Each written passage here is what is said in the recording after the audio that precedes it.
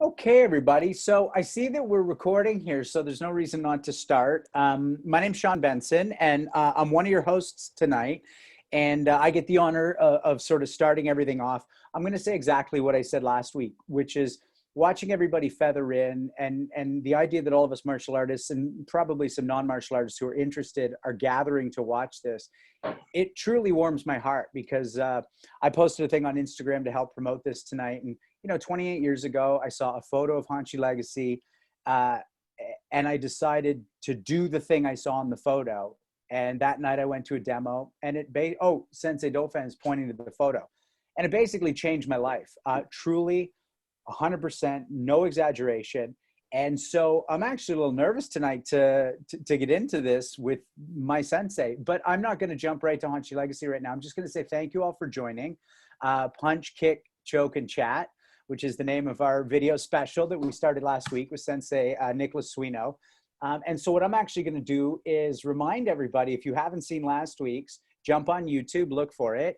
And we spoke with Sensei Suino last week, who I'm going to throw the ball to right now and introduce him. We had such a wonderful time chatting last week that we decided to ask him if he would join us on this journey. And he graciously said yes. So, Sensei Nicholas Suino, he's an 8th Dan in sword. He's a master in judo. And he's one of the finest martial arts I've ever had the chance of being in a room with. And I also consider him a friend. He's been doing martial arts for, is it 55 years, Sensei?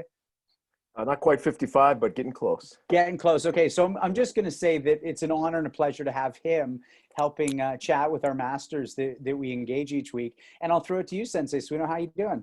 Man, I'm doing great. Thanks so much. I am really loving this opportunity to see you guys, see your faces, and I can't wait to get into it with Hanshi Gary Legacy. I remember the day we met, and almost every opportunity we've had to train together. It's been quite some time, and this is just going to be the next hour and a half is going to be so much fun. I'm really stoked about this. And then if you, Sensei Suino, would do us the honor of throwing it over to Sensei Dauphin and letting everybody know who he is. Okay, so Sensei Dauphin is a guy who started training with me in iaido under the umbrella of Legacy Shorin Ryu 25 years ago. Is that about right? That's right. And like many martial arts relationships, it's deepened over time. We train together. He learns from me. I learn from him. We hang out, and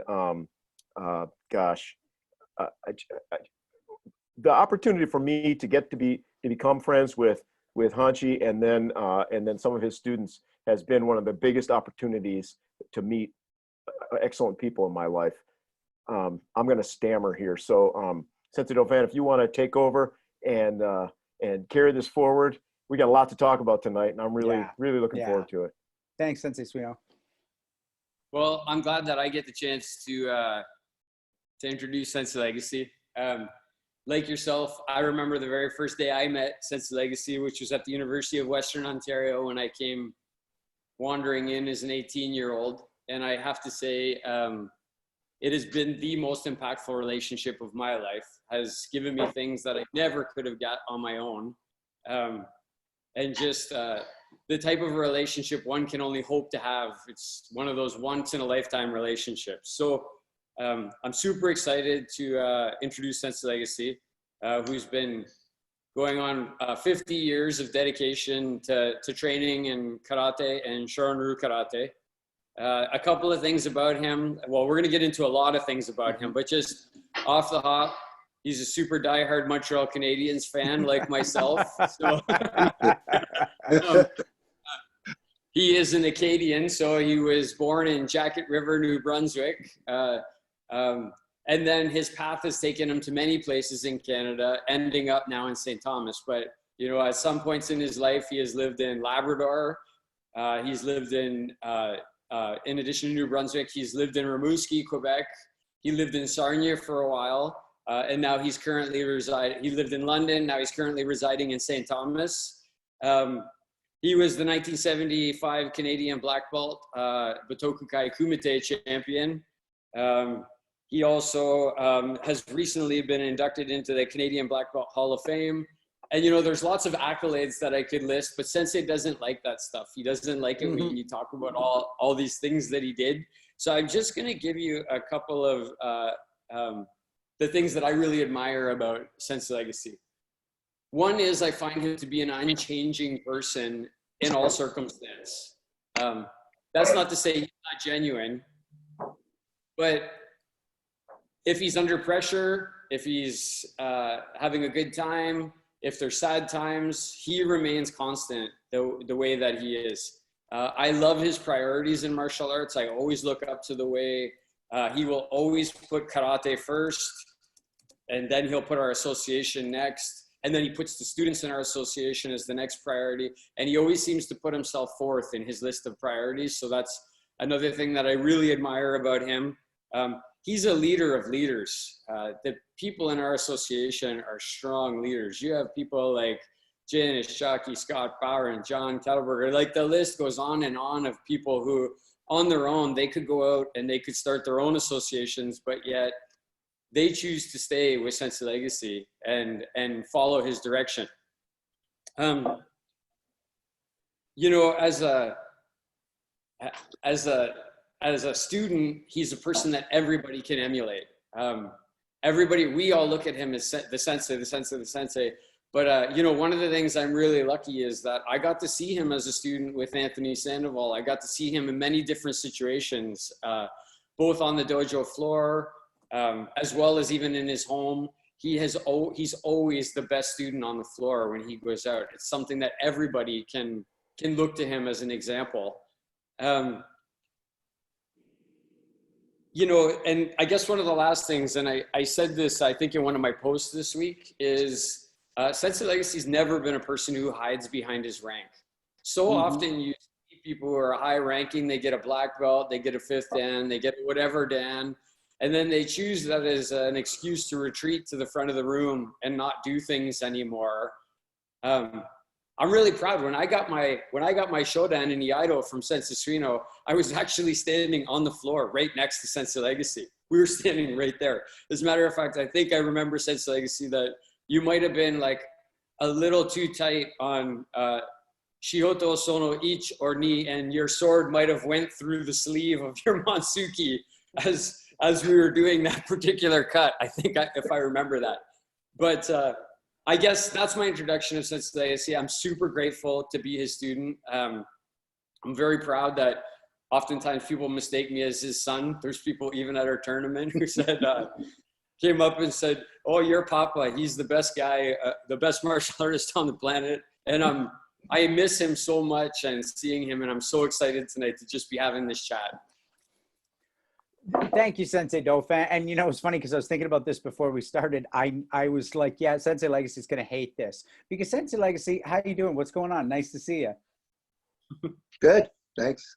Yeah, and what I was thinking about is like, you are genuinely the most humble martial artist I know, because there are these stock phrases in martial arts, like the more we know, the less we know, and these things that can be said but not meant. But you genuinely just kind of want to do karate and don't care much about the rest, right? Is that true? Yeah, I'd agree with that. At the very beginning, it's always been a dream of mine to be a martial artist. Even when I was younger and I lived in Quebec, I used to see it advertised in comic books and stuff like that. Then after a while, when I moved to Sarnia, it became actually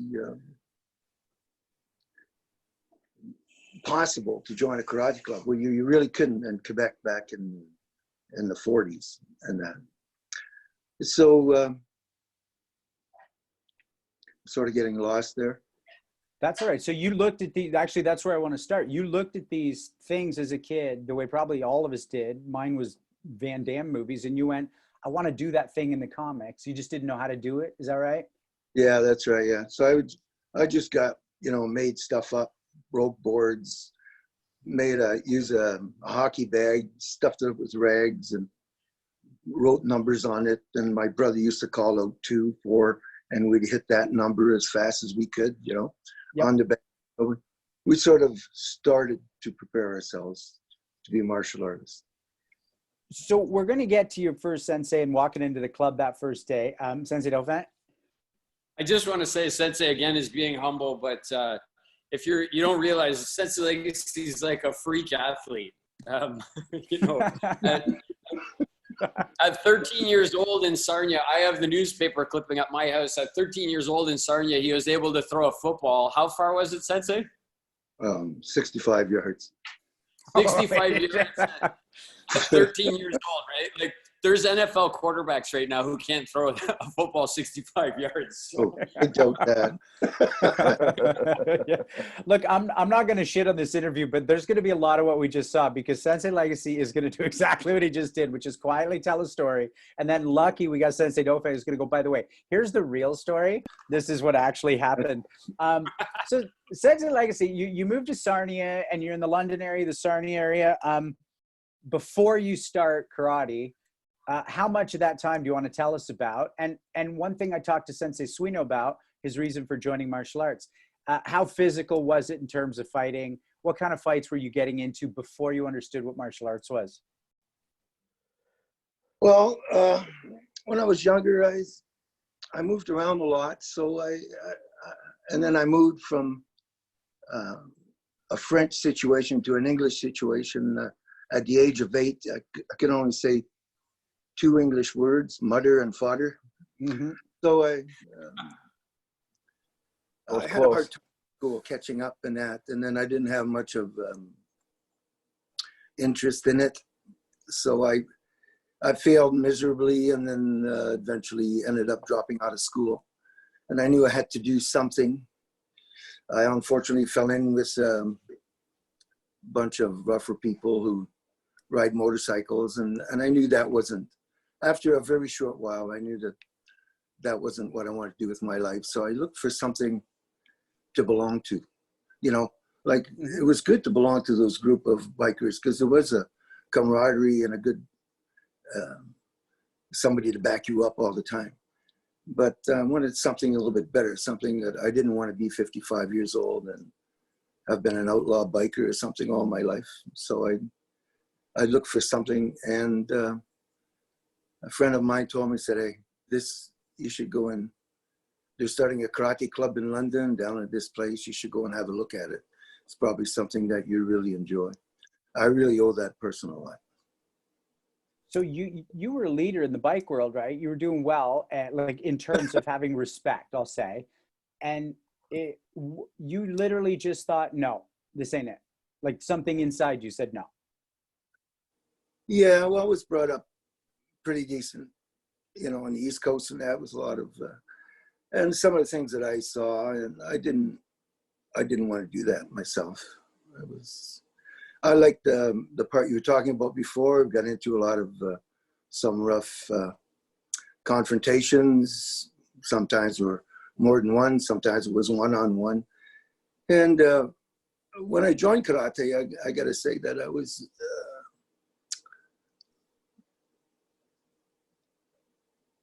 a bit prepared for the rough stuff, you know, for the physical part. And when you join karate, you go for the physical aspect.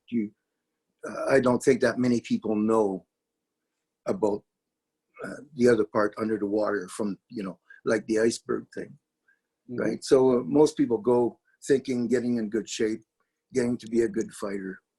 My reason was definitely to be a good fighter. And Sensei Suino, I know you were interested in asking about that first night, that first week in karate. Yeah, well, you know, you asked me about several firsts, and one of them was I've just gotten the screen reporting thing. Hopefully everything, still hear me okay? Yep, all good. Got the same thing, Sensei. Okay. You asked me about, you know, lots of firsts, and one of them was the first night in Yokohama at the Kanagawa Budokan, and how Hanshi, I don't know if you were there listening to that, but, you know, I walked in, and there were 27 people at the judo dojo, and they made me fight this brown belt, which I did very well, and then I had to fight the 26 black belts, which I did not do very well. But you never forget your firsts, right? In martial arts and a lot of other things. And I was really interested to hear if you, Hanshi, if you had some firsts as well along the way that you remember. Firsts. I remember one time, the first time I ever ran into a judo guy. I was in Michigan, and it was actually Nick, and I had never really ran into grappling before, never into a real grappler like you. And so when we were hugging, I just reached around the back and I grabbed his belt. And then he whispered to me, "You're going to find out." I let go right away and stepped. That was the first. That's hilarious. Yeah. Yeah. You remember that, don't you? I do. Yeah. I don't remember saying that, but I remember the meeting. Yeah. Hey, Sensei, if you feel comfortable with it, you should talk about the first time you walked in the door and your experience when you opened the door and what happened. In the dojo? Yeah, when you went to Harold Warden's dojo. Yeah. Well, yeah, first time, Harold had quite a big club. He had like hundreds and hundreds of students early in the early 70s. So I was just moved to London and I really wanted to join that club when my friend told me. So when I went over, it was in a basement, massive, 1,500 square feet. And as I was walking downstairs, I was just going to open the door and about 60 people let go of a key eye. And it just like shook the whole room. I got a little bit nervous at the time, and I thought, geez, should I go in there? And I didn't. I turned around, walked back up the stairs, got in my car and went home. It sort of shocked me a little bit, right? But fortunately, I got the nerve up about a week later and went back. Thank God for that. That's one of those aha moments, Sensei, where if you didn't go back, none of us would be sitting on this call talking to each other. The 90-something people would not be on this call. Like, I can't imagine how many lives would have been impacted had you not chose to go back on the second day. So, Sensei, one thing I know that I'm super interested in, and I agree with that. I mean, yeah, we could talk all night just about our gratitude for that night and that moment. But one thing that I know so many of the younger students are interested in is just the time capsule aspect. Like, what was a dojo in 1971 like? But also, what was like the ranking like? Like, how did you get your yellow belt? How'd you get your green belt? Can you talk through a bit of that, like the journey to your black belt? I know it was briefer back then because there weren't as many katas that everybody knew, and it might not have been as systematic for you at that time. So can you just chat a bit about getting those early belts, or who you had to fight in the dojo and how that went before you met Benny Allen? Yeah, it was a little bit, things were a bit plainer. Everything was just sort of developing at that time. Mm-hmm. And a yellow belt was a yellow belt. You didn't see like 3 or 4 or 12 or 20 stripes on a person's belt, right? The people trained harder in those times. They didn't expect themselves to become, the next belt. They really trained hard. I find that now a lot of the dojos are open and they have to keep the business side open. So they do things that they've incorporated into the martial arts to, I suppose, make it better in modern time, and eventually come up with a different type of martial art called sport karate. Mm-hmm. So I think that when we were trying to become martial artists back in those days, we were trying to become the martial artists from the Orient, as opposed to the business guy, more like try to be the greatest martial artist you could be, as opposed to the greatest school you have. Yep. So there is, I guess, a bit of a trade-off there somewhere. But in my heart, I have a hard time changing my martial arts for the business side of it. And that's probably why I don't have a great amount of schools, but yep. My students have the same desire. They're more interested in the art than anything else. I know that's true for everyone on this call. And then do you mind telling the story? Am I not wrong that the teacher real early on said, hey, try and hit this other belt, a guy who ranked higher when you were like a wider yellow belt? I think he's alluding to when you punch Jack in the head and you got like an orange belt or a blue belt, like on the spot or something?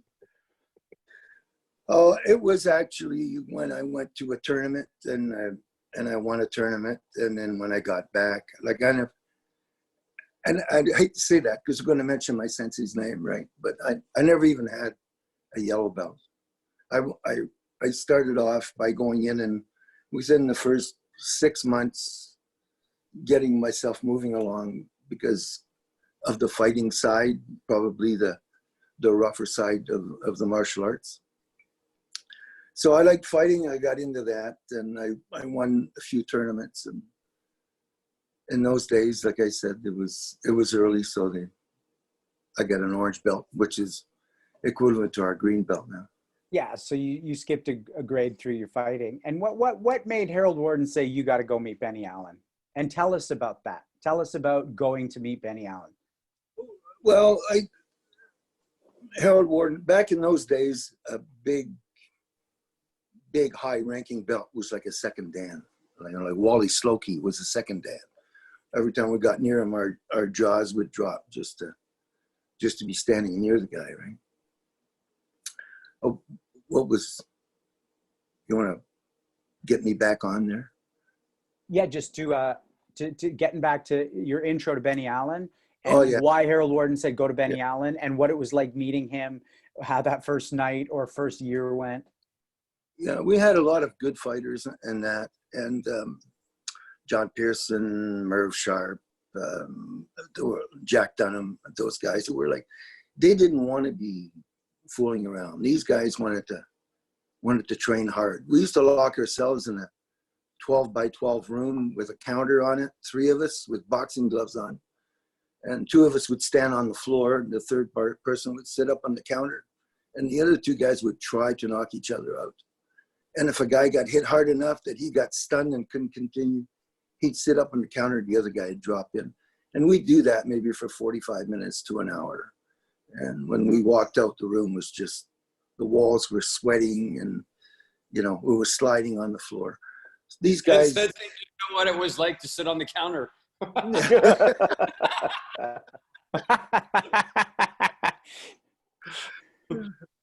So I think that Harold, who was a newer martial artist, saw that we had maybe some potential or that we needed something a little tougher, a little stronger. So he brought us to Don Warner's club to meet at 1109 Main Street East in Hamilton to meet Benny Allen. And he eventually, out of his own kindness, hired Benny Allen to teach me karate. Because at that time, I wasn't working. I could never afford anything like that. So we did become partners in London Self-Defense Center. But at that time, he actually paid from my training with Benny Allen. That's amazing. Yeah. The transition took place on weekends. I would train all week. And then on Friday nights, I would go to Toronto, train with Benny Allen all weekend, and then Sunday night drive home. Monday, go back to my club. So. And what was your impression when you first saw Benny Allen? Tell us about that. Well, yeah, the first time I saw Benny Allen, 1109 Main Street East, I'm sitting on the floor with John Pearson. I'm a green belt, and I'm maybe like 12 feet away, and I don't know anyone. Right? So I'm sitting there, and this guy comes walking out. He's got track pants on and a white T-shirt and running shoes, and he walks up in front of the mirror in front of us, and he starts walking around doing all these moves, and his shoes are squeaking and making all this noise. And I lean over to Pearson with my big mouth, and I said, "So, who do you suppose the old man is having an epileptic fit up there?" Oh yeah, that actually happened. Yeah. And all of a sudden he stops, he turns around, and he goes, "Line up."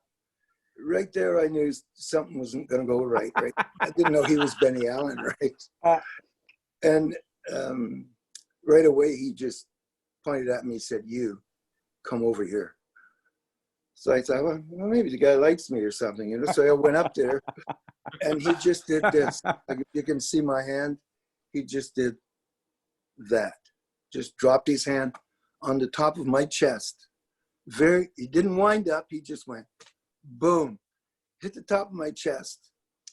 And I felt the bottom of my gi pants go boof. And the next thing I felt in the bottom of my pants were the heels of my own feet.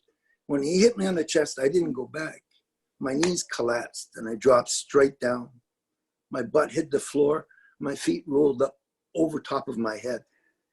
And I stood up as quick as I could, totally embarrassed. So, but, yeah. Yeah, but that taught me a very valuable lesson that, I'm not the president of a motorcycle club here. I'm facing everyone in this room is a trained martial artist. So that sort of changed my view on being a tough guy. So you didn't, I mean, you're a young guy, you were a tough guy. You didn't have a fuck this guy moment. You went, oh, I want to know how to do this. Yes. Because you could have gone either way there, right?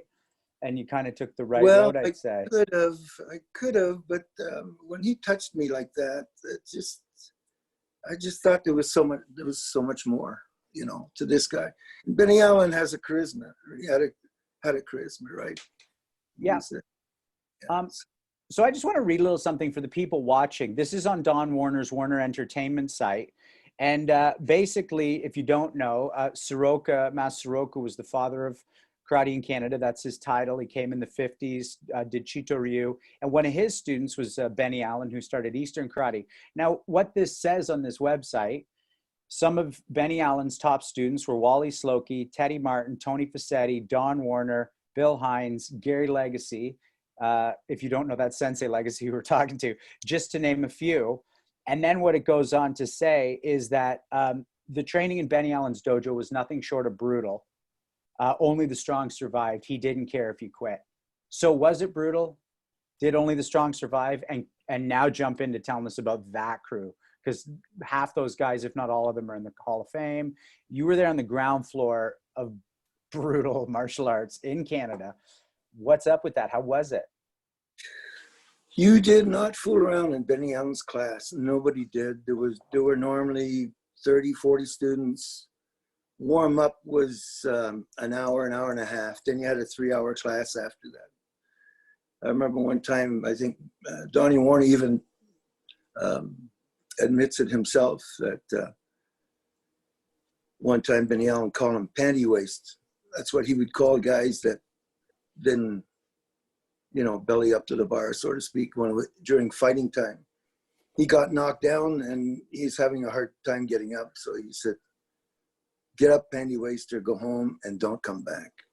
And that was your choice. You trained hard or you went home. And most of the time you're too scared to leave.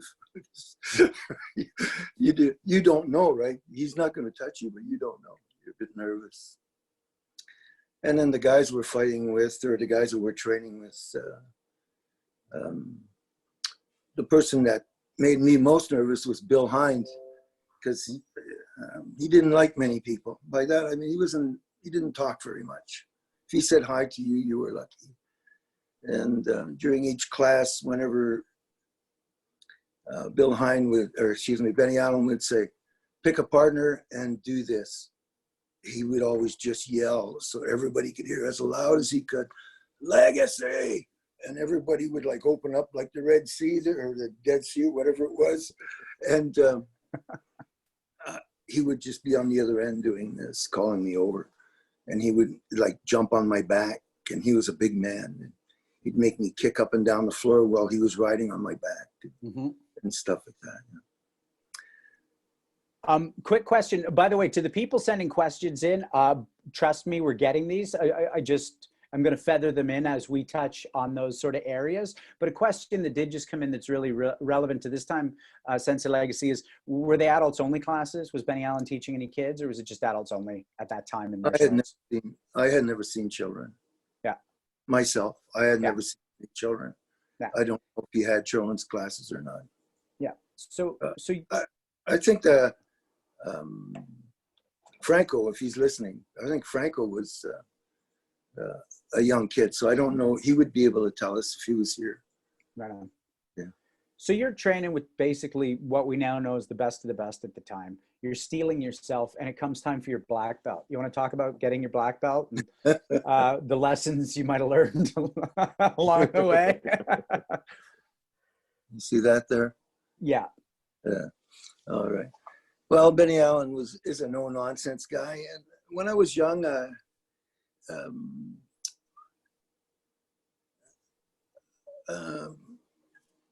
was a bit aggressive, I guess I'll say. And I really, really wanted a black belt. Like, it was the one thing in my life I wanted more than anything. I was never going to quit until I got it. And so the sensei asked me to do my katas. We're actually in a park by beaches. And there were 2 or 3 of us that were going through this grading. And then once we did the katas and we did the fighting and everything, I was still like hyper, ready to go, adrenaline flowing. And I said, "Gee, sensei, is that it? Is that all?" You don't say that to your sensei when you're getting graded, right? So he just very calmly, and I don't know if any of you know him or not, but he just calmly, you could see it in his head going, "Well, all right then, come with me." So I followed him, and he walked over to a maple tree about maybe 10 inches in diameter. And he said, "All right, I want you to punch that tree as hard as you can." And I sort of looked at him, and with the knowledge that nothing's going to happen to the tree, right? So my choice was to chicken out or hit it. So before I lost my nerve, I just hammered that tree as hard as I can. So it pushed my my front knuckles, the back of my hand here, 1.5 inches over my wrist, and it never went back. I never went. As you can see, it goes up and down there from that impact to my other one. See how flat that is? This one was broken there. It was instant Zen. I was introduced to Zen there. Yeah. Instantly. Sensei, how far did you have to punch into the ground after you punched the tree? I was like, "Are you asking or am I, Sensei Dauphin?" And then he said, "Well, you did that one for you because you're a black belt. You thought you needed something. Now I want you to do something for me." He said, "I want you to kneel down on the grass, and I want you to punch up to your wrist into the ground." So I knelt down again before, and I was punching the ground. It sounded a lot like somebody walking in wet shoes. It was going whoosh, whoosh, as I punched the ground. And when I got about halfway to my wrist, he said, "Okay, Legacy, that's enough. I can't take it. Get back in line." And that was it. He did give me my black belt, though. He felt sorry for me, I think. And he said something along the lines of, "You already had it, right?" Like, is that, am I adding that, or is that? No, I already had it. There was my big mouth, and I learned a lot there. I really did. When I was a biker, I would say whatever I wanted because I could back it up in the situations. But in situations like this, you can't always back it up. There's always somebody better than you. Mm-hmm. And if you're good, if you win a world championship, you only want it for that moment. The next day, it's all changed. Mm-hmm. Yeah. Talk to us about the period from then, you're training with Benny Allen, until you ended up working with Richard Kim. Oh, what a tough guy he was. Like, that man, I think when they laid him down, he had pieces of my skin under his fingernails, and possibly a lot of other martial artists that are listening here. Mm-hmm. I remember him just flinging his fingers at me and hearing it just like, when you were a young kid, you put a hole in your ruler and tie it to a string and whip it around. It would make a whirly noise. He would throw techniques like that with his hands open at us, and it would go by going. And the guy just had incredible power, mm-hmm. right? It's basically technique, knowing how to deliver that technique. I didn't learn how to do it and I'm not that good at it. Billy Hines is probably the greatest student of Benny Allen's as far as teaching his style of Okichisai Goju. Mm-hmm. And what led you to Richard Kim?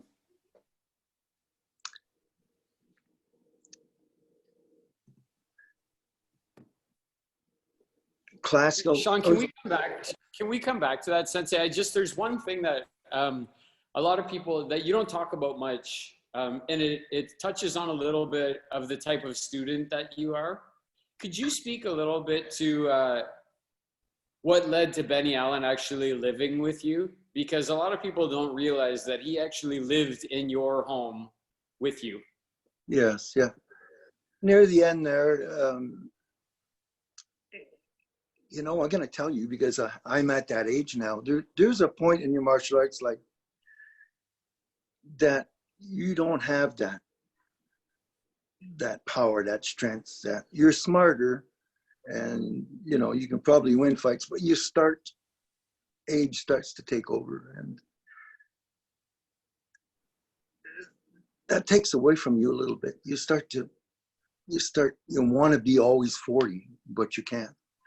I think that happened to Benny Allen. He had a hard time dealing with that because, you know, when you pour your soul and you give part of yourself to students who become, you know, your students and like maybe almost your children. And then when it's their turn to help you and they turn their backs and walk away and leave you there, that's pretty rough. That's pretty tough. I was really lucky. I have a lot of good students of my own who stuck with me. All you people here. But that didn't happen to Benny. A lot of his great students went out on their own in business. And in business, it's almost like they denied him, just like the apostles did Christ, you know. And I think that hurt him. That hurt him a lot. And he had nowhere to go at that time. So I just told him to come and stay with me. And that's quite an adventure. He stayed with me for almost a year, just about a year, the better part of a year. And he was an interesting person outside of karate. You know, sometimes we'd be, just for instance, we'd be sitting there talking, and he would just get up, get out and walk out the door. You wouldn't see him for 7 days, and then he'd walk back in the door and just continue what he was doing before. You know, he just... Sensei's good at that, taking people in. He takes, like I got the opportunity to live with him for a while too. When he didn't want me sleeping in my truck anymore, he let me move in with him for a little while as well. He takes in all the hobos. Yeah, I've lived on his couch for 2 weeks when I was coming off a tough drug stint. Yeah. So, okay, you know what? This actually leads to a great question that someone asked, Christina. What, if anything, do a sensei and their student owe each other? I beg your pardon? The question from Christina Bialik is, what, if anything, do a sensei and a student owe each other? Seems like a good time for that question. Well, being that the sensei gives it freely, and if he's giving it, not really much, because they don't owe each other. But out of respect and out of gratitude, then there is a great student-sensei relationship, right? It's like Randy and I, for instance. It's a two-way street. I'm not a sensei without you people out there. And then all of you hopefully become senseis. So speaking on that, like Richard Kim's idea was to change the whole world to our way through martial arts, you know, to be more polite to each other, better neighbors, etc. That's why he tried to move martial arts from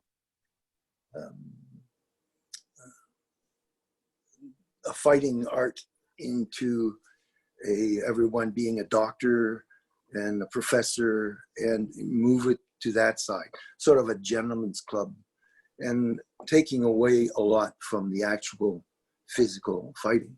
Mm-hmm. He would say, and Funakoshi would say, that during real heavy times, if you train good enough at kata, you could defend yourself. But, you know, if you run into a good street fighter, a guy who fights a lot, it will be difficult. Or into somebody who's not themselves, you know, on some heavy drug or something like that. It gets pretty heavy when you're fighting in the street. You have that fear. There's always that chance of somebody getting seriously hurt. People don't see that when they're in a dojo and the sensei stops everything. And I, unfortunately, as a biker, maybe not unfortunately, I was in a few real heavy street fights, and even a couple after I was a martial artist that were much easier when I was a martial artist than when I wasn't. Sensei once fought 5 people simultaneous. He only had to knock out the first guy, and then the other guys realized that they were making a mistake. You want to talk about that, Sensei? It's up to you. Not really. That's what it was. No problem. We'll leave that one for tonight. So, you know, Benny Allen starts to pull away a little, as you talked about, and maybe wasn't as motivated as he started to lose what he considered his edge, maybe not you. So we've often said, and maybe you've said it to us, that Benny Allen gave you your motor, your power, your punch, and then Richard Kim built the car around it. Would you say that's accurate? And what brought you from Benny Allen to like running Richard Kim's organization in Canada? Well, you have to start physically, right? You go in and you start physically, you get your body, mind, and spirit in harmony. You get yourself to being a good fighter, which is really good muscle control and, you know, all that. And learning the way of the warrior. That's what martial arts is the way of the warrior. Warriors war. So I at the beginning when I came in, we're still martial artists, right? But there were other parts. There was some depth to it, and I was really looking for someone to convince me or to take me through the side of the classical side of the martial arts. A lot like what Sensei Suino was talking about the other day. It's hard to get that sense of what the Japanese and the Budo over here, because we have a different mind. We brought up different. It's easy to pick up the fighting because I'm a fighter. I learned their blocks and kicks and punches, and then there is no accent, no anything. When you step in the ring, you're just knocking the other guy out. It's pretty simple, really.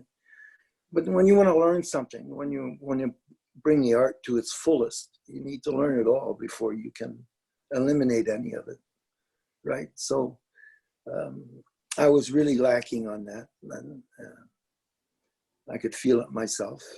And probably the best guy at that time was Richard Kim. Mm-hmm. He had a way about him. He was a professor, and he could get points across to you very well. And I really respected him for that. Even though I was 10 years in his class and never fought once. Right. Yeah.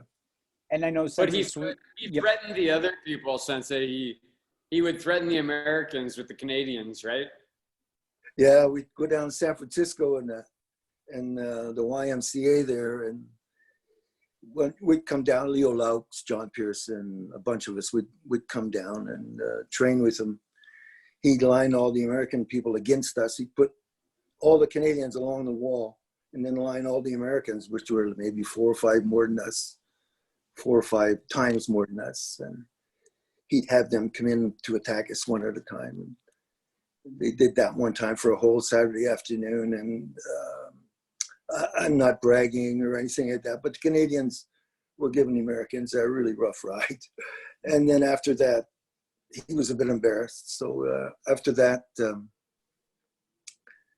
he always threatened them. He said, I got to get the Canadians down here to kick your ass. That's the way he would talk. He was a polite, really nice, gentlemanly guy, but once in a while he'd get his point across like that. You wouldn't hear that too much, though. So, Sensei Suino, I know you might have some notes to compare with Sensei Legacy about training with someone from another culture, from such a distinctly other culture. Is there anything there that... I'd like to say one other thing about Richard Kim, to let you know what kind of a man he was. We were in Hamilton one time training, and he trained in his own, he changed in his own room, and we would come out the black belt room. And when I came out the black belt room, he just happened to be coming, so I waited and allowed him to walk in front of me. We had to go down a hall, enter into another room, which had a bit of an entrance, okay? So I stopped and I let him walk in front of me, and as he turned left, I seen him stop and bow. And as I got to the corner, then I saw his back, and he was walking away. And I walked around the corner, and it was a picture of the Sacred Heart of Jesus. If you're not a Catholic, I don't know if you'll know what that is, but it's a picture of Jesus. His heart is showing. And I was quite curious. I said, well, he's a Buddhist. Like, wonder what that meant. That was. So I went over and I said, excuse me, Sensei. I was just wondering what happened there with over in the corner. What were you bowing at? He looked at me and said, Legacy, Jesus was a very great Buddha. And that's all he said. So I think he was trying to get all of us into that, to that side of the martial arts. Can I know a bunch of people are asking questions along the line of what I'm about to ask you. Can you go too far to that side of the martial arts?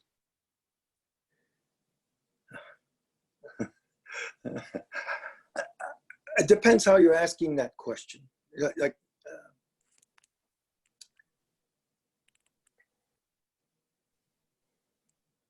if you're a religious man like Richard Kim, by religious I mean spiritual, no.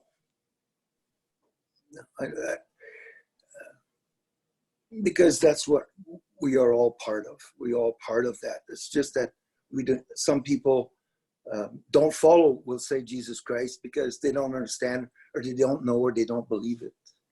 Right. But if there is something like that that's part of our life, then it probably should be. Mm-hmm. But I'm not sure personally. Yeah. And what led you to run his organization? How did he ask you to do that? How'd that come about, and how was that for you? It was an election, and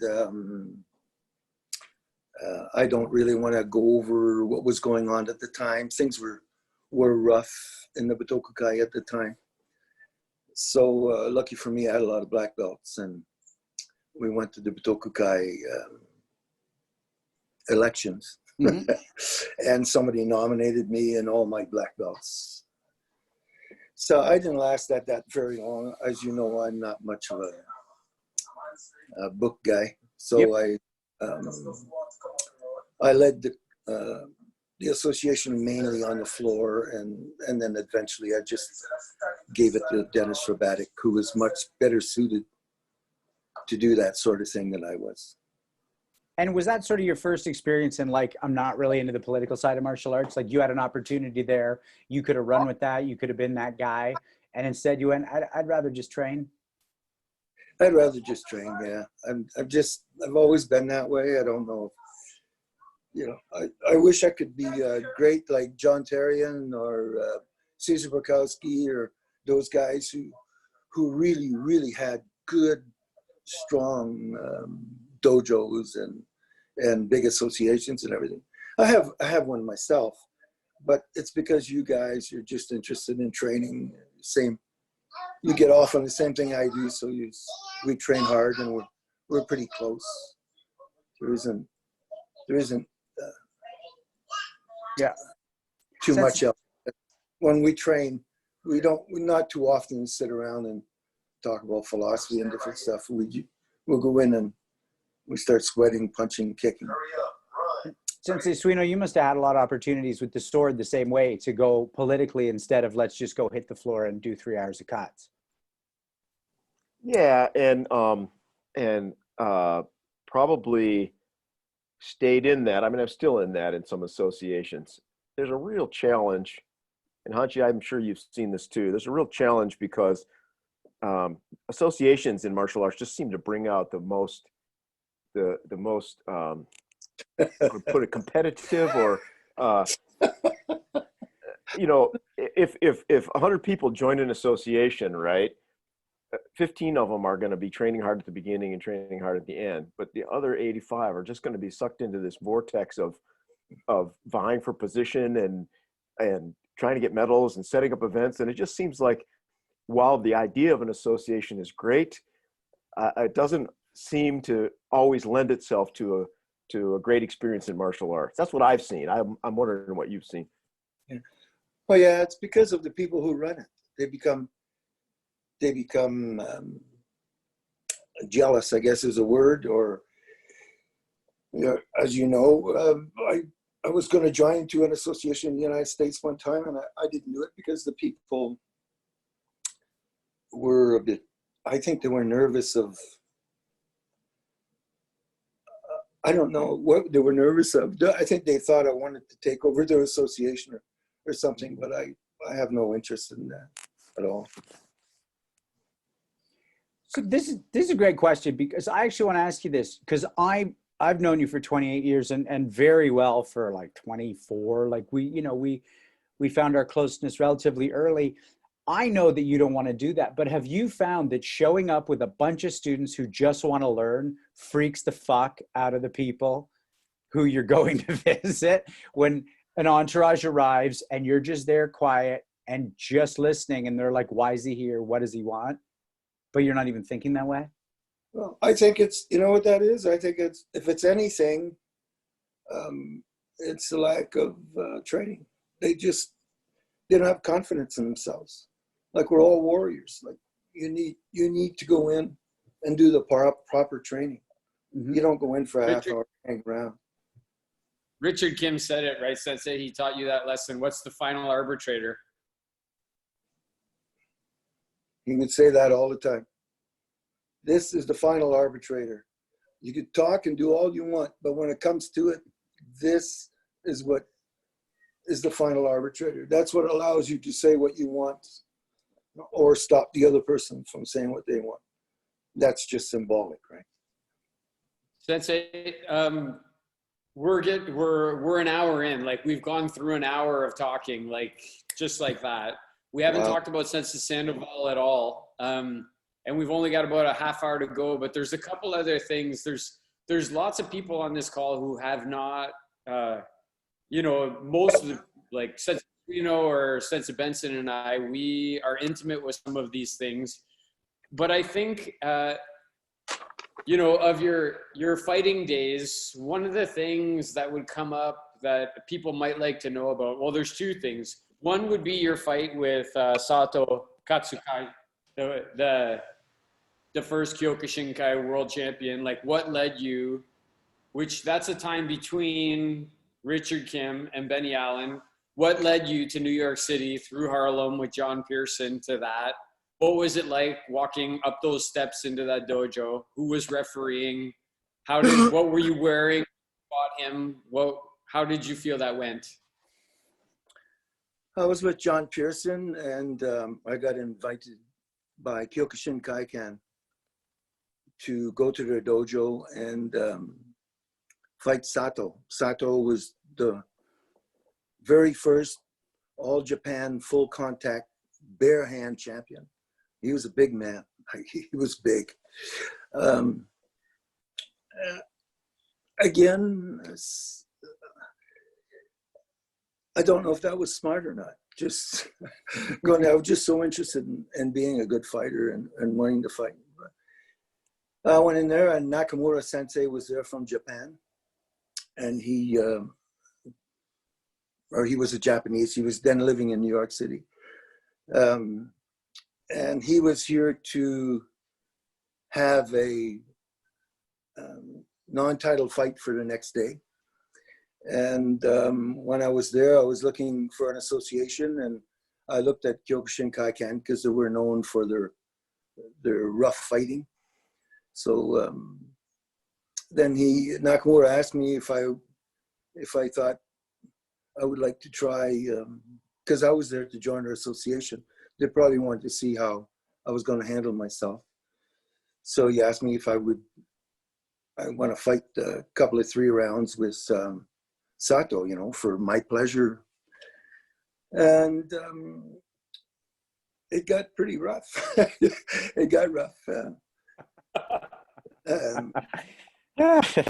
And at the end, I'm just going to say this because I know. And at the end, when Nakamura said,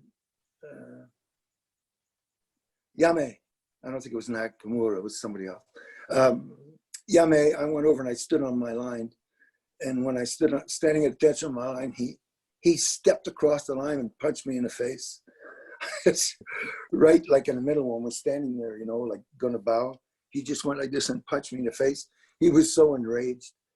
And Nakamura started screaming at him in Japanese, and that was the end of it right there. So it's proper, Sensei, that you don't talk about the particulars of the fight, I think, but I spoke to John Pearson, and I've spoke to people. John Pearson was in the room when you were fighting, and John Pearson said that, I don't know, I'm just using his words. He said that you handled yourself extremely well against Sato, said that you knocked him on the ground a number of times. And there was a particular thing that Sato was doing before you would knock him to the ground. And I'm just curious if you could explain to everybody what Sato's big game was before he would initiate an attack on you. Yeah, he would stomp his foot to get you to move.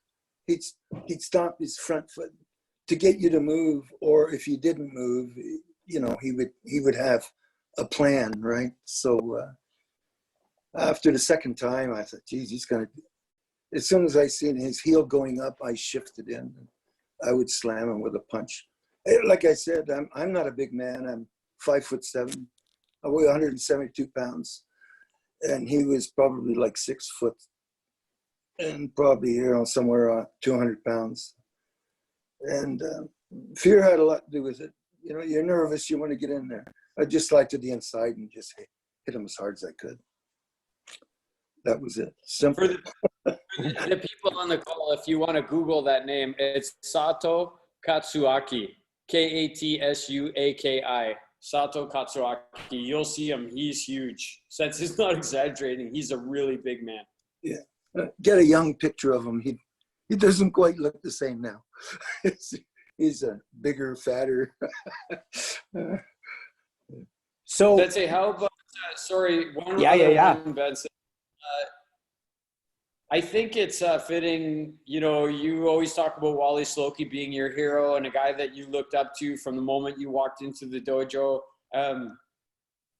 You know, you're a person who, in my mind, like, there's no better fighter than you, Sensei. Like, I have emulated everything I do around what you do and trying to meet that expectation and that standard, quite frankly. I just wonder, you know, but we all have had experiences where we came up against somebody at a certain time when things didn't line up.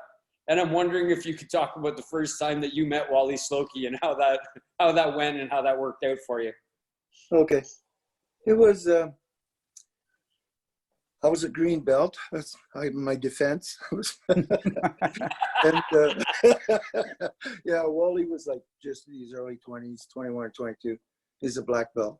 He, like, let me tell you, when you hear something about Wally Slokey being good when he was young, Wally Slokey was good when he was young. He was like the best we had, right? So he came down to our dojo. He was hired by Harold Warden, my first teacher, to come down and give us a class. So Wally came down, but he had a broken arm. His right arm was in a cast from the elbow down. So he came in and he literally fought me with his hand behind his back. He put his hand behind my back, was standing in the ring. And I thought, oh yeah, what am I gonna do here? All of a sudden I rushed in and I threw my right leg behind him, put my hand on his chest and slammed my hand into his chest. And he flipped up in the air and landed on the floor on his back. And the whole room went, ooh. I didn't know what was going to happen next, right? So he gets up really quietly and he just looks at me and he said, well, I'm going to hit you here and here and here. And there isn't anything you're going to be able to do about it. And then he threw a 3-kick combo and then hit me with a side kick. And I flew over the first 2 rows of people and landed in the 3rd row on my back. John Pearson was sitting there on the floor going, stay down, stay down. What do you think I did? I got up. I got up and went back up there, and he just continued to beat the hell out of me for, 5 or 10 minutes. 5 or 10 minutes getting beat up by Wally Slokey is a long time. But I liked it. I loved it. Yeah. So I want to keep moving through the path of where you go next with this, but I want to jump in with a question that I know especially some of the newer people listening are going to be interested in, which is, a lot of what you're describing is moving at the front edge of something where you don't know what the result is going to be, almost making what could be silly choices. Yeah. Like a friend is watching going, stay down, and you're like, fuck that. Somebody would not punch a tree as hard as they can. And you got instant zen. And I know you mean that. That's not just a clever phrase. So how much do you think, and a lot of people are asking questions, and I'm going to wrap it into a bit of a one. Modern karate still includes like the chance to truly like hurt yourself or explore versus how much is that maybe too much? And should you bother? Or should there be more of it? Well, it depends what your mindset is again. If you're talking about modern day karate, yes. But when you want to learn the classic art or the way of the warrior, right? With the way of the warrior, I don't think that there isn't enough training. Because back in those, I'll try to back up on that. Back in those days, when you fought, when you went out and you fought, it was for your life, right? A lot of the times when you fought with somebody and you killed them, you buried them on the beach, right? Or you buried them somewhere. Karate nowadays is trying to uphold that idea, right? But where do you train for something like that? I mean, where do you practice, or where do these things all get pushed from? So the ancient art, or the way they handled the ancient art, is a little bit different than what they do today. Like I myself don't like martial arts today.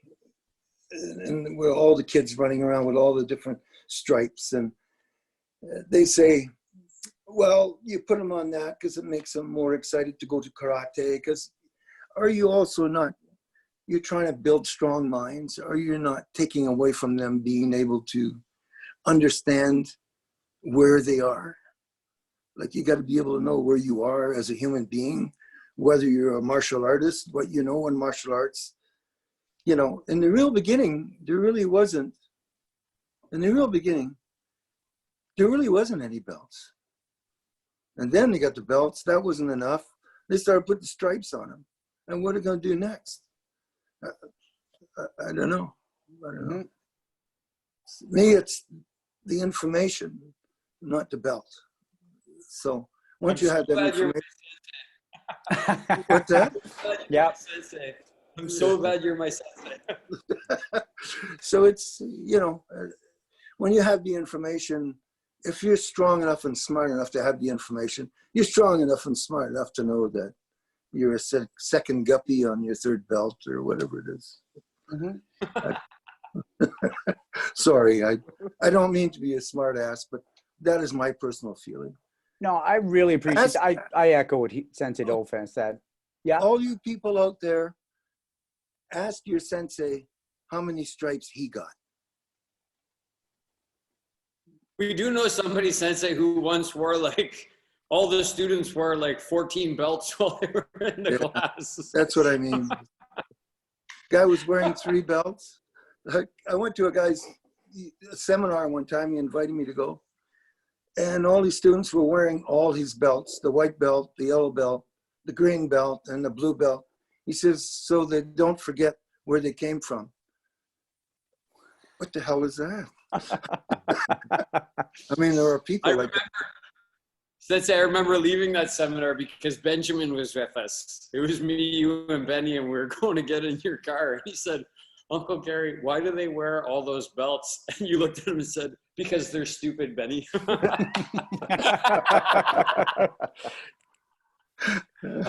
Oh, well.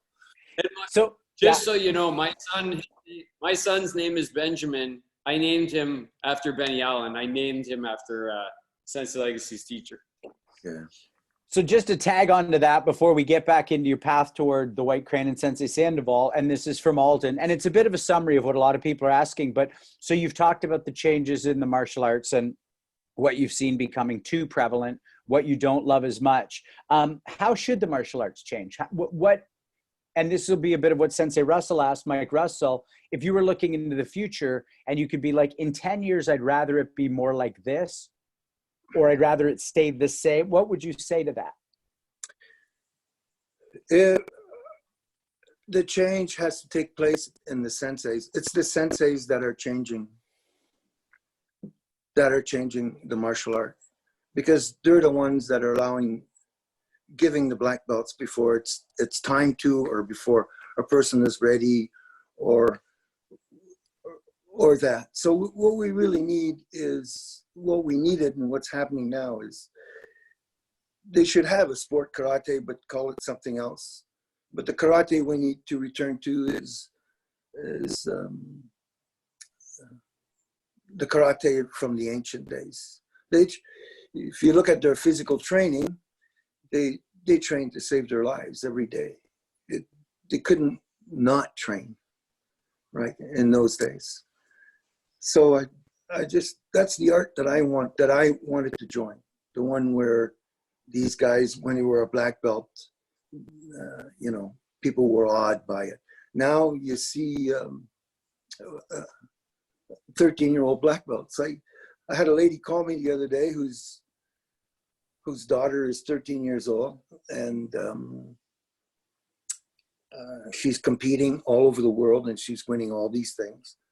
But she wants her to learn some classical kata so that she can compete in the classical part of it as well. So her mother's talking to me, and then I said to her, how old's your daughter? She goes, she's 13. I said, what belt level is she at? She said, a black belt. And it just went quiet. She never said anything, because I think she was waiting for me to say something negative, or to do that pause, right? And that's what I did. I just paused for a minute, and I said, 13? She goes, yes. I said, well, I will give her the benefit of the doubt, but you will have to come and see me, and I will ask her to do a couple of katas for me, and then I'll be able to tell you whether she's prepared to do what I do, right? And the lady never came, because there's a difference there. There's a difference between look at me, there's a difference between taking a bow, and you watch the Okinawans do bow katas today, they're still hanging on to the bows, they're still striking, they're moving fast, but they never take their bow and throw it and spin it and hold their hand open and the bow spinning around on it and stuff. Where's the martial virtue there? Like, if that bow hit something, wouldn't it stop moving? Like, it's a martial art, a military art. It has have a military application. It has to have a military application. We are warriors, modern day warriors. We don't use it on the street anymore. But if all hell broke loose tomorrow, would you be able to go out in the street and defend your family? It's the same as that woman's daughter, 13 years old. And I said to her, well, if somebody broke into your house at nighttime, would you or your husband go down, or would you send your 13-year-old daughter who's a black belt? I think that got them right there. What kind of a dad would send his 13-year-old daughter Yeah. downstairs? Somebody's breaking into the house, right? But yet that tells you that 13-year-old people, no one under the age of 16, is really mentally strong enough. There may be a miracle or an exception somewhere, but nobody before 16 should be a black belt, in my humble opinion. Sensei Suino, I see you nodding along there, and I know we've talked about the Budo and the heritage Japanese aspect. You want to ask anything or chip in on that? Well, I think one thing that Hanshi and I share is very high standards for ourselves and for our students, and I think that has to hold. We've talked a lot about classical fighting and sport. So I think Randy brings it together well when he says, how you do anything is how you do everything. I want my students to be, if they're going to do the different aspects, right? I want my students to be great performers of kata. I want them to be great sport judo players. I want them to understand how to do self-defense.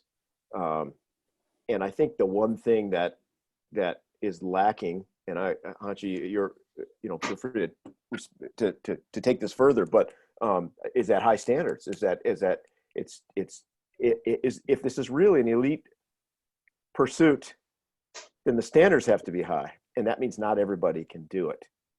That's right. That's right. Right.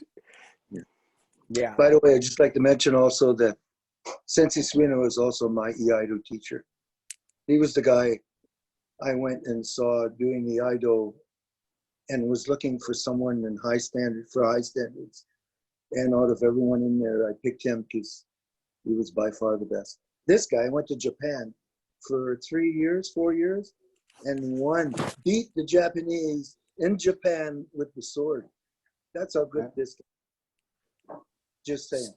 So we're going to get to who we've learned our crane from. So in 1993, when I was looking for something to do at Western that wasn't volleyball, I saw a photo of you in your striped Hakama Hanshi Legacy doing a shuto, and I didn't know what I was looking at.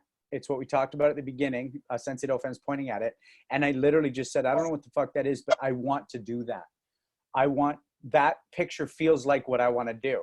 Now, that picture could have been wrong. It turned out that it was just the tip of the iceberg. And I want to be brief with this because we only have so much time, but there's an idea in acting that a bad actor acts like a king. A good actor walks on stage and everybody around him bows, and that's how you know that guy's the king. So the first night I went to the demo, I'm looking around going, so what is this? I wonder what this karate thing is. And you walked on the floor and you didn't do a damn thing. And the whole room went, boom. There was respect. There was order. There was all the things that we all on this call know that martial arts is, and that I had been looking for 18 years of my life. And I went, oh, and I looked at you and it unfolded as it did. So thank you for that. And thank you for building that organization based on respect. But also from the very start, although we hadn't started training with Sensei Sandoval at that point in your martial arts, you'd spent the 80s building your club. You weren't with Richard Kim anymore. You were sort of like a Ronin. You were a fifth Dan, and you were looking for the white crane. Can you just talk a hint about looking for the white crane and finding Sensei Sandoval? Because it sounds like that's the next part of your journey after Richard Kim. Yes. Sensei, I think before you answer, I think it's really important that you talk a little bit about the hotel room and finding your way to Miami. And what happened to me was in Shorin Ryu, you learn all your katas up to when you're a fourth dan. After a fourth dan, there are 6 dan left. So here I am, a fourth dan, and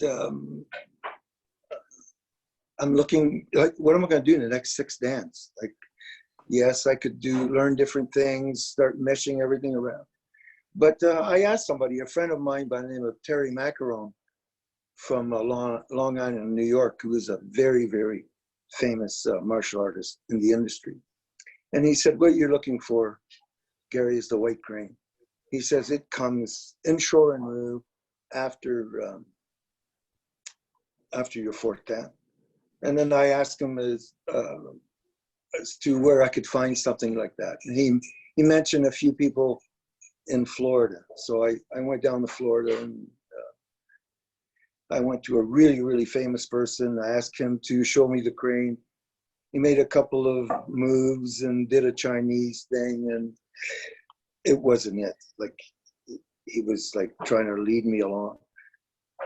I went to a couple of other persons, and again, they just couldn't show it to me. Everybody was saying they knew it, but nobody could show it to me the way I asked. So I called him back up, and he said, "Okay, I want you to go see this guy. His name is Anthony Sandoval. He's a Texan, and he's going to be in Florida teaching a seminar." So I went down there, and after the class was over, he was teaching the class, and there were about 35 red and white belts learning the white crane from him. 35 red and white belts were underneath him, when he was teaching. And when it was over, I asked if I could have an audience with him, and he invited me to his hotel room. And I said, "I've been looking for Matsumura Hakusuru so that I could finish off my Shorin." And he actually first tried to talk me out of it, because he said, "It's a very minor style. It's not very big, but it's Matsumura, because Matsumura only invented one white crane cutter. The rest were all put in to form a style." And I said, "No, I don't want to learn the Kojo brothers. I don't want to do Matayoshi. I want to do Matsumura's white crane." And he said, "All right." I said, "Well, can you show it to me, some of it to me?" He moved all the furniture back in his room, made like a makeshift little dojo there, and he began doing the katas. And he just kept going until he finished. He did the bunkai. He showed us a couple of things. He'd touch you with his finger, and your face would freeze, or you couldn't move your arm. He's like touching nerves, doing stuff like that. And when the demonstration was over, he just sat down. He's a very quiet man. He barely says anything. If you ask him a question, he'll answer you, but he never he's not very pushy nor very loud. He's very reserved. And I said to him, he was sitting over two people. I said, "Sensei, would you please accept me and my dojos into your association?" He just leaned back and went. That's as much as you get from him until he's teaching. Sean, I just want to mention, I think it was since his 7th Dan. I was at his 7th Dan grading when Sensei says that he's a quiet man. Sensei Sandoval is a quiet man. We were watching a hockey game, a Montreal Canadiens game, sitting there, and Sensei Sandoval was sitting at Sensei Legacy's kitchen table, like doing various moving papers around, writing different things, and then he came over and sat next to Sensei Legacy on his sofa and put a piece of paper on his lap. And I looked over and said, "Sensei, what is that on your lap?" And Sensei was really quiet. He's just looking down. I said, "What is that on your lap?" And Sensei Legacy says, "Oh, I guess I'm a 7th Dan." Right? and that's what happened there. And I will say that one of the things that I know personally in talking to Sensei Sandoval is that when Sensei Legacy and him connected, he felt Sensei Legacy was severely underranked at the time in the global community of martial arts, that he was way behind. He said it many, many times, that there's no way you should be a 5th Dan for 15 or 17 years while other people are just moving forward. So anyway, Sensei Sandoval was a great man for catching Sensei Legacy up in the community, not only teaching him, but allowing him to be in the position that he should be in the martial arts community. Just to help me out a little bit, would you mind mentioning that you were at my 10th Dan grading and I got it from him, and he gave it to me. I never asked him for it. And, right. Yeah. Because so the 10th Dan is a pretty heavy thing to handle. For the first 2 years, it was a heavy burden. Yeah. So I think how that transpired was we went to Kentucky once for a seminar, and you had received your 9th dan with Hanshi Montalvo from the same association that had graded Richard Kim, Master Kim, to a 10th dan. And we were in Kentucky. Sensei Sandoval asked me about that. He said, what happened there and how did that transpire? And through the explanation of what happened, again, there was some turmoil in that association at the time. And I just said, I know for a fact, Sensei Sandoval, that Sensei Legacy sees you as his sensei. And, you know, that rank, he felt compelled to take it because Richard Kim was his teacher. And then he said, well, I'm going to fix all that. I'm going to fix all that the next time I'm in Canada. And the next time he came to Canada, that's when he graded Sensei Legacy to his 10th dan. And I know Sensei was kind of pushed back on it a little bit. And Sensei Sandoval was pretty adamant and said, you're going to accept this and I can do it because I can do it. And you're going to be a 10th dan now. And I also know right now that of all the great students that Sensei Sandoval has, and he has other ones that are very good, like Robert Rosario in Puerto Rico and John Cox in Kentucky, I don't think he's graded any of them to a 10th dan. I think you stand alone in Sensei Sandoval's association as a 10th dan. Thank you. Yeah, so quick question here. It's 10:30. We got in 10 minutes late. Anyone cool chatting a little bit longer? Because we got a few things to get to. You good, Hanshi? You cool? Good. Oh, yeah. Yeah. Great. Okay, so we'll keep chatting. If anybody has to drop off, do so. You're all adults or with adults. Yeah. And thank you for joining. But you're a loser. You're not a good martial artist if you didn't. You're literally about to miss the good part. So before I go back to one thing I want to touch on, you said something really compelling there, Hanshi. For 2 years, you really felt the burden. Talk about that. I mean, you're a guy who was willing to break your hand to get that black belt. You wanted that black belt. Nothing was going to stop you. A lot of dans later, and a rarefied air, part of you goes, I don't know about this. What was the difference? Well, it's, I don't know. It's not so much me. It's more facing people who know me, like Rick Joslin and Cesar Bukowski and John Stereo, John Tarian, all those people, and say, and me, Gary Legacy, just this guy from New Brunswick, is a 10th dan. How did that happen? Like that is supposed to be something quite hard to achieve. Not everybody can achieve that level. Even though I never ever asked for it, I just kept doing my karate, and people would always tap me on the shoulder, symbolically, tap me on the shoulder and say it's your turn, and they would grade me. But with that, how many people are out there are saying, "Who's this little guy?" A 10th dan, and a couple of times I was even embarrassed myself. And this guy just came up to me. I was standing in the street in London. He goes, "You're Gary Legacy, right?" I said, "Yeah." He goes, "Oh, congratulations on your 10th dan." And I looked, I said, he said, "No." He said, "You're a 10th dan now, eh?" I said, "Yeah." I said, "It's legitimate. My sensei gave it to me. I didn't get it from an association. My sensei gave it to me, which is, everybody should have a sensei. Right?" And the guy says, "Oh no, we know that. I just wanted to congratulate you." See, so it's tough to see myself as that guy, just because I just want to do karate. I don't know how. It's good that it's tough for one of us, because most of us, it's not tough for us to see you that way.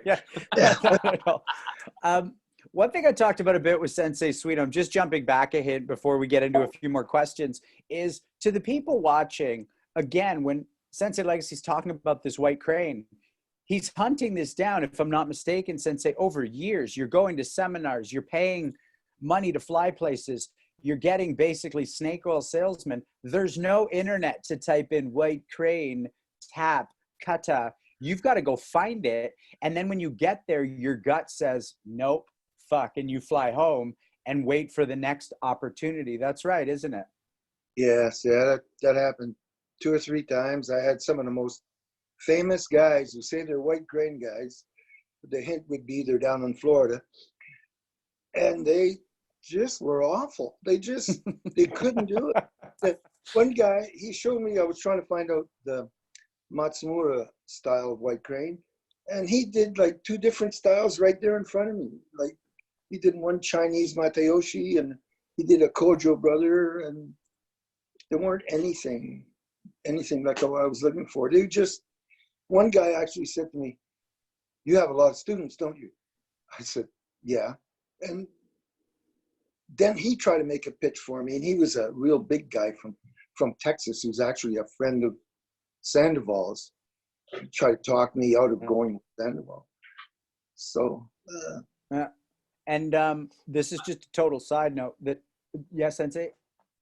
Oh, I just remember another time sitting with Sensei Legacy and another person who's a very big name in Shorin Ryu karate and also white crane called Sensei Legacy on the phone and said, "Hey, when we get together in Niagara Falls, I want to compare katas, white crane katas with you. Let's go over the first kata together." And Sensei Legacy very wisely said, which kata would be the first kata?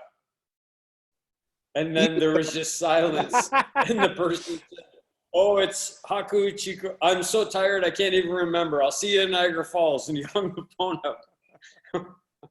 you can tell him the name. The name is Glenn. I think the name is Glenn Premru. Yeah. Yeah. He was supposed So I know there's some people online who are going to salivate at what I'm about to say. So correct me, either of you, Sensei Dauphin or Sensei Legacy, if I'm wrong about this. But Sensei Sandoval wrote the hand-to-hand combat manuals for the Marines for Vietnam, was the second most highly decorated soldier in Vietnam, and did tours where he did solo recon behind enemy lines. All those are correct? Yes, those are correct. Yes. And I know some people listening are going to go, "Oh, that's who you got your 10th Dan from." And he spent 18 years on and off living in Okinawa, including with the Kojo family, and trained also. That's not correct? Not off and on. He spent 18 years unbroken living in Okinawa. He lived in Okinawa for 18 years unbroken. And also trained under Hohan Soken, and that's our direct lineage and your direct lineage through to Matsumura. Yes. Yeah. Yeah.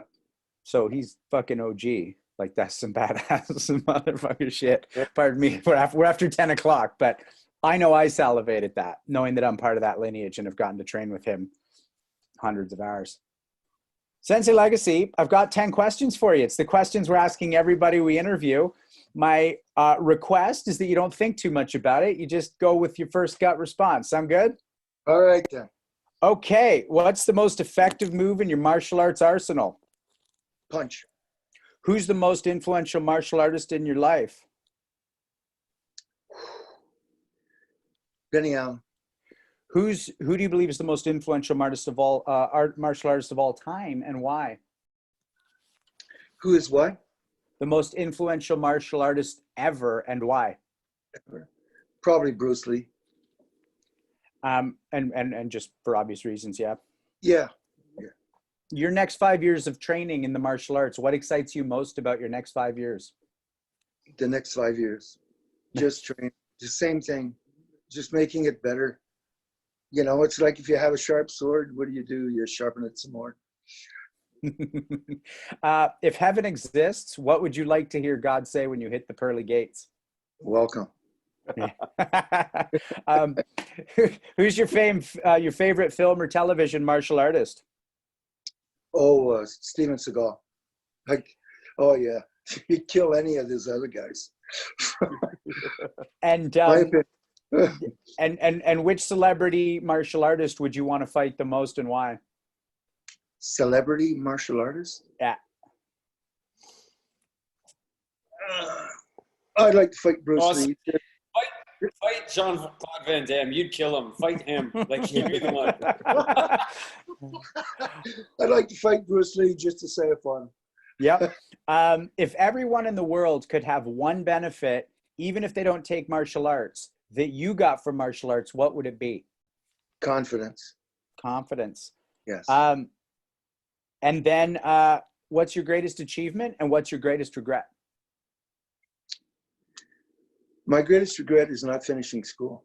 I know, but I go through that often. Like I dropped out in grade 11. It was bad. I could have done a lot of other things with my life, but I didn't. So that was probably the worst thing. And what was the other one? Greatest achievement. The greatest achievement was becoming a tent dan. Mm-hmm. And, you know, like besides the normal things like being a father and that, but something that I actually started out doing from zero and I'm still working on it. It's martial arts, karate, being a black belt, or, you know, being that belt above black belt. Mm-hmm. You're not here to be complimented by me, Hanshi, but you No. know I'm a pretty bright guy, and I've got a degree that you didn't get, but nobody's shaped my thinking more than you and the karate club in my life, and I know that's true for hundreds of people, because it's a different way of thinking and it's a different way of looking at things, and I know for many of us the other way isn't it. Before, you know, our two senseis here chat and you go out on whatever you want, can you tell everybody your belief in what the greatest rank is? I think everybody would do well to hear that. Well, I've always said the greatest rank in martial arts, or the greatest title in martial arts, is student. Because as a student, you will gain all the others, right? That's how you get to be a 10th dan, be a student. Have a sensei. I'm a 10th dan, and I have a sensei. I'm 74 years old, and I have a sensei. If you're a black belt or you're a high-ranking guy, and you're not connected, you're like a dormant lake. Nothing's coming in, nothing's going out. Maybe it's evaporating. You know, you need to nurture yourself in the way all the time. Never quit till you die. The martial arts is, when you're standing in the dojo floor, martial arts is what's immediately under your feet. The rest of the dojo floor represents the martial arts. You will only ever learn what's under your feet. You will never learn it all. So why not train in one thing and make it as best as you can? With some people, they know a little judo, a little karate, a little jiu-jitsu, a little this and a little that. It's okay to know related styles, like Sensei Suino's a grappler and a EI sensei. That's fine. But I mean, you have to reach a certain quality before you're really a martial artist. Sensei Suino, anything you wanna kind of wind us out with towards Sensei Legacy? And I just loved that last bit. And Hanshi, you have demonstrated that over and over again, right? As a very accomplished martial artist, you came to train in iaido with me, and you've done it since then. And I know that I've been learning a little bit of karate from your student, Randy Dauphin. So the circle's unbroken. Yeah. And I agree 100%. You know, the minute you say I've learned enough, you're not doing martial arts anymore. And there, to me, like you, I think the end of my martial arts training comes when I'm buried. I don't think there's an end before that. Yeah. And then, you know, just so y'all know watching, I trained with Sensei Legacy for my first 3 years, and then I moved from London to Toronto, and I said, Sensei, what should I do? You know, who should I go train with in Toronto? And he goes, where are you going to be this summer? And I said, Guelph. And he pointed to Randy, Sensei Dauphin. He said, train with him. He's my guy. He knows everything I know. And that's why Sensei Dauphin's been my student ever since. So I'm lucky enough that I'm actually everybody's student on this call. Sensei Dauphin, you want to have the second last thought before Sensei Legacy? Yeah, I guess I don't want to get super emotional here, but I know lots of people on this call, and lots of people don't have a great sensei-student relationship. And I'm super blessed to have a great student-sensei relationship with Sensei Legacy. I meant what I said at the beginning when I said that he's changed my life, and he continues to change my life in ways that nobody else has. And I mean nobody. He stands unique in my mind and in my heart. And this is really hard for me. Like this, what everybody's going through right now, I know we're all going through our personal struggles, but what I will say to everybody on this call, just being a little bit vulnerable, is when I was 18, I went into Sensei Legacy's dojo and I met him. And I've never gone 2 weeks in my whole life without seeing Sensei Legacy. And now for some reason, I've had to go 6 weeks without seeing him. And I really miss him. And I'm super proud that I'm his student, and I'm super proud he's my sensei. And I'm super excited to see this through to the end with him. That would be my final thoughts. And I wish everybody could have a student-sensei relationship like I have with my sensei. Thanks, Sensei. Sensei Legacy, pretty obviously the last word goes to you. By the way, thank you. Like, thank you, not just for the martial arts, for the years of training, but thanks for tonight. You know, this is a beautiful chat. And I know we're going to get blown up with messages from everybody who's tuned in. And also, I just want to say thanks. I know there's a lot of people who I respect and look up to listening and watching. And to anybody who we didn't get to your questions, I think we generally did. But sometimes when we get rambling, the chat's where I want to keep going with it. So pardon me for that. Sensei Legacy, thank you. And what do you want to say to everybody, or do you just want to say goodnight? Well, I just want to say, you know, that for people that are training, I know now you've already chosen your schools and stuff, but some advice maybe I can give to other people is when you're going to pick a martial arts school, usually your parents bring you and they don't really do the research. They just bring you to a school.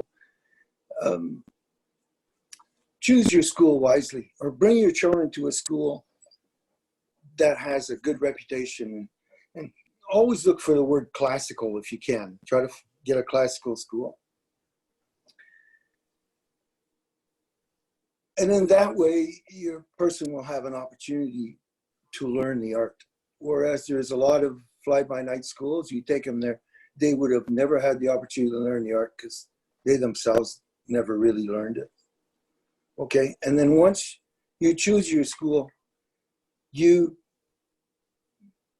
give your complete self to your sensei and do exactly what they say, right? Not this, don't do this, refuse to do the stuff that you don't like, do it all. They're not telling you to do the stuff because it's not good for you, right? But again, you have to choose the right sensei, and the right sensei will get you to where you're going. That's your first thing that you have to do. 85, I said this once in the United States, 85% of karate clubs are not really legitimate. And one of the persons said that I was being very generous. It's probably more like 90 or 95% or not. So. I think that was Sensei Suino who said you were being generous, right? Really? Probably was. Thank you, sir. Right on. Well, it's people like us who make people like us, right? That's right. Okay. Well, thank you. And I know all of us are feeling pretty good about this right now. And I know the Thank people you, I everyone, can't see are too. for showing up. That's very humbling. Awesome. Yes. We had like over 90 at one point, and then it dropped down, and then it started gaining again. Like halfway through, we got more people. So. All right. Well, look, everybody, this is Punch, Kick, Choke, and Chat. And please support the dojos that I mentioned last week. Sensei Dofan, if you want to list them briefly that might have GoFundMes. Right. So I guess the Japanese Martial Arts Center has a GoFundMe, as well as this dojo here. The Legacy Shorin Ryu dojo in Kitchener has a GoFundMe. And if you're not going to support those GoFundMes, just support the dojos that you go to. Like in this city, there's other great dojos. There's Heritage Martial Arts. There's Driftwood Martial Arts. I know Sensei Doug Nipsel's on this call. He runs the Richmond Hill Batoku Kai if you're in Windsor. You know, now's not a time to pull away from your dojo and not support them. Now is the time to be supporting the dojo and trying to keep them going through this. those dojos that Sensei Legacy we're talking about, the ones that are fly-by-night dojos, my hope is that those dojos drift away. Those senseis who are in it for the money, they go find some other place to find the money. But if you can support the dojos in your community that are classical, if you've gotten something from karate or the martial art that you do, maybe give something back for the future students who are going to need that, even if you're not in it anymore. And then the last thing I'll say is next week we got same bat time, same bat channel, Super Dan Anderson. And I want to be real clear with everybody watching. Yeah, you know that Hanshi Legacy is one of our marquee players on the event, because a lot of the people watching, he's the head of our club. So of course you're going to sign up. But remember, you have access to him without this. You don't have access to Super Dan Anderson without this. So you actually want to make sure more that you sign up next week, because you're going to get a perspective that won't be coming down either directly from Hanshi Legacy or through your senseis, like most of us are going to get anyways. So while tonight's brilliant and something I'll never forget in my martial arts career, next week's going to be as exciting for different reasons. So please sign up. The way the registration's working is really good. Tonight it just took a sec to log on because of a few technical things on our end, but it's all good. We're in the Zoom era, baby. So thank you very much. Punch, kick, choke, chat. We'll see you next Thursday night.